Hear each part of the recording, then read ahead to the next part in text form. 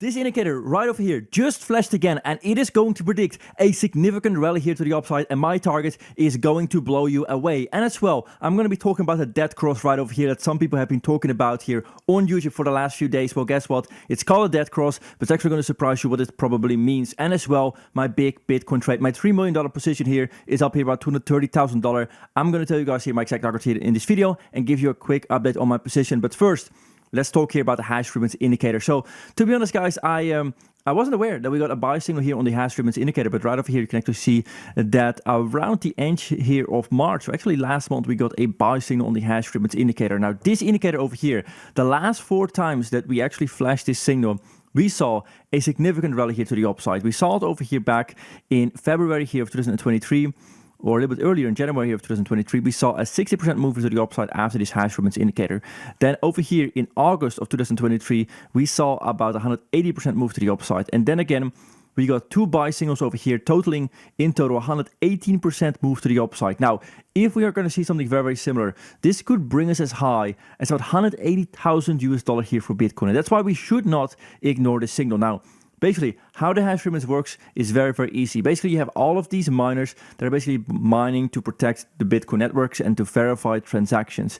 And the thing is that these miners, of course, get paid in Bitcoin. We all know, of course, what mining is. But the thing is that sometimes when a market is going sideways or has a slight dump to the downside, what we tend to see is that these miners are having a little bit of problem to actually fund their mining operations. And when there's a little bit of trouble in the market, generally speaking, miners are forced to actually sell Bitcoin, and this results in capitulation to the downside. And so we often see this a little bit after the halving, as we saw here. Of course, we saw the halving here in around April of 2024. And after that, you can actually see the hash ribbons crossed right over here. And then these 2 signals over here combined, we had about 118% move here to the upside from here, the bottom over here. So the thing is that you have to really understand, again, these miners are forced to sell here their Bitcoin. And actually, a lot of people think that the Bitcoin price moves because whales are buying, because Michael Saylor is buying, but actually the people that really control the Bitcoin price are the miners. And we know this, of course, from historical data. We know this from the halving, because, of course, after the halving, we see these big rallies to the upside. If the miners have sold most of the Bitcoin, it means they're not really coming in and start selling a bunch of Bitcoin again. And we saw this over here, back here in last month here in March, where probably a lot of miners were selling Bitcoin in order to fund their mining operations, which means if they have sold right now, they're not going to be looking to sell again. So that is why the Bitcoin price is currently crashing. You can see the same thing over here. This is the reason why we went sideways. So miners were probably selling here throughout this whole sideways action. And then once all of these sell pressure, all these miners eventually cleared up and it took enough time, well, eventually the Bitcoin price just naturally and organically just went back into the upside. Because guess what? Generally speaking, people tend to hold Bitcoin, hodlers don't really tend to sell. And of course, we have all of these institutions which are currently getting into Bitcoin and buying Bitcoin, which means at that point in time, you have more buy pressure than sell pressure. So we're seeing the same thing probably again right over here. We really got a small mover to the upside, but this is again exactly aligning here with this hash ribbon indicator here that we got here about last month. Beautiful mover to the upside. Of course, I'm in a big long position as well. My target, by the way, is going to be probably $100,000, maybe a little bit beyond that. But I can also just keep holding this actually long position for much higher levels. But I might actually close some of my altcoin positions. So I have a Cardano trade, Solana trade, and an Ethereum trade.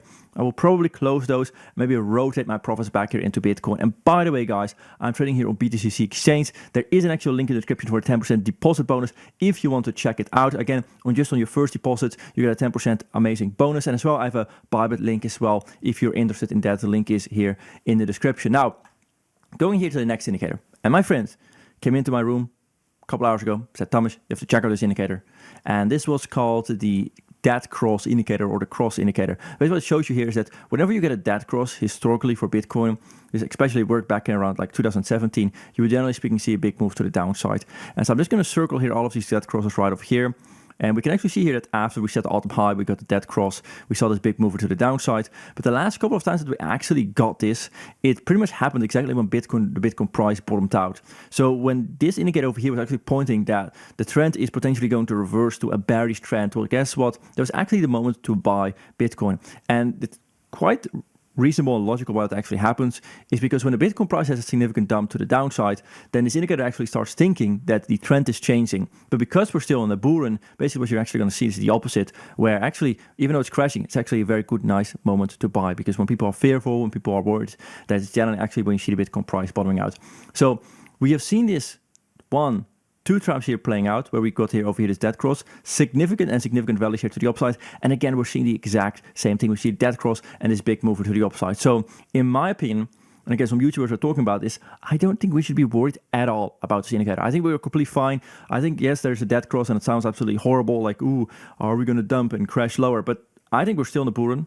If I look at all the statistics, if I look at all the indicators, if I look at where we are right now, I mean, we've barely broken over here above this previous all-time high that we got here back in 2021. This price should continue to go much and much further to the upside. So this dead cross was again probably a buy signal, and as of right now, it is completely coming through, a really small mover to the upside. If this continues, then we're probably going to see a reversal as what we saw here with those previous dead crosses, where we see a significant rally here to the upside. And by the way, this indicator, you can get it for free here over here on TradingView. Just look up dead cross and you can find it out yourself, and then just go here to the daily time frame. So for this long position, absolutely nothing changes here. Dead cross, I'm not worried too much about that. I'm just looking here to keep holding my positions, and I will keep you guys updated here in the coming few weeks moving forward.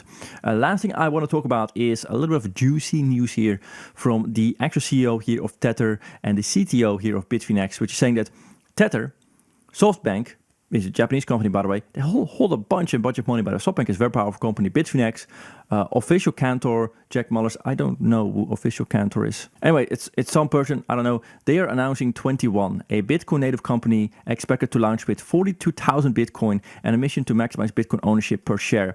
So what is happening here, if you don't realize this, is these big corporations, Tether, SoftBank, Bitfinex, they are actually starting a MicroStrategy company, very similar to what MetaPlanet MicroStrategy is doing here as well.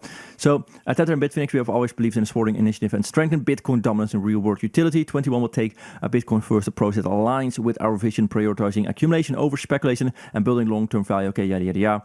Anyway, this is basically what's happening. So this is basically going to be a new MicroStrategy, but it's going to be backed here by SoftBank. And SoftBank, by the way, is it's not a bank. It's called bank, but it kind of acts as a bank. And again, I live in Japan. I'm kind of aware of this company. I think they have $160 billion here in assets. So they are a very, very, very rich company, and they are right now stepping here into the Bitcoin space. So as well, I think they probably have a lot of influence over Japanese politics. So probably Japan is probably also going to be more trying to focus here on Bitcoin in the future. Really, really good news. And I'm just going to keep holding my position. Let them buy. Let them pump up the Bitcoin price. Let them pump up my long position. And yeah, let's see what's going to happen. I'm going to hope to see you guys here in my next video. Of course, make sure to like, subscribe. Hope to see you guys in my next video. Bye-bye.